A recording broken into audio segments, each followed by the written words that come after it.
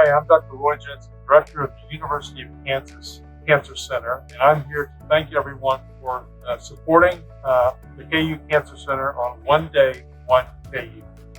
The KU Cancer Center is one of 71 NCI designated cancer centers across the country. These are some of the leading research and clinical institutions that are engaged in the battle against this terrible disease we call cancer. One of the more exciting advancements in our fight against this disease is personalized medicine. And this is the idea that genes, environment, and lifestyle should be understood for all of our patients, and that is the best way to tailor treatments that are appropriate for each individual's disease. And today we're with one of the leading experts in the world on precision medicine, our own Dr. Andy Godwin, who is the Deputy Director of the KU Cancer Center. And we're going to hear about some of the advancements that his laboratory is moving forward to improve cancer outcomes for our patients. Hi, I'm Andrew Godwin, Deputy Director of the KU Cancer Center, and I have a number of labs that support what we call translational research here at the university. What translational research tends to be for most people is it thinks of bed to bench side. Everything we do in our lab is focused on improving care for patients who are diagnosed with cancer.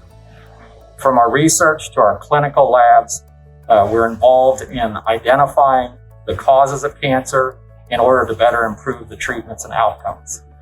However, with the COVID-19 pandemic, it's changed the research environment substantially over the past year. In April of 2020, we had to go into hibernation for 2 months, so those people who are doing research were now asked to stay at home. But then when we came back to lab, the lab environment changed dramatically.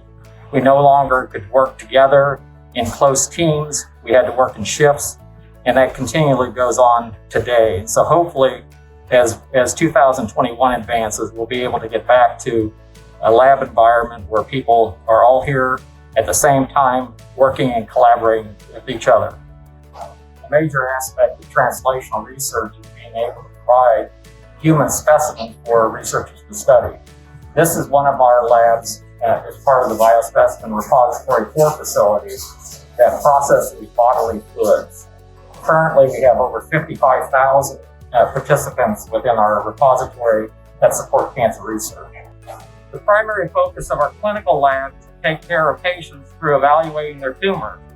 This lab, which is the Clinical Molecular Oncology Lab, which I direct, receives samples every day to evaluate the patient's tumor to help determine the best way to tailor the therapy. And that's part of my area of expertise, which is in precision medicine.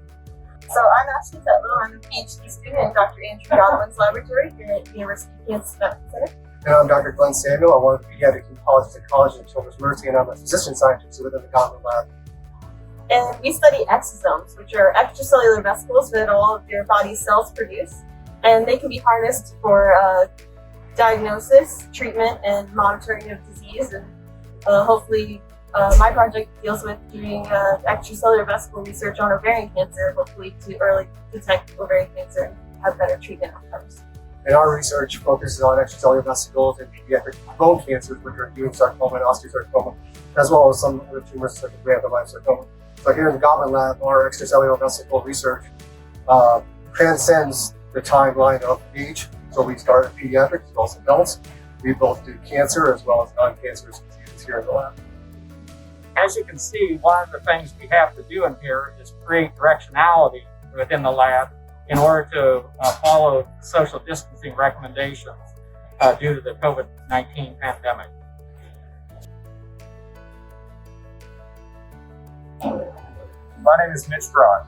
I work with samples from patients with kidney cancer. And what we do is we isolate the immune cells from the cancerous cells. The immune cells inside of the tumors are able to recognize the cancer, but they're not doing their job.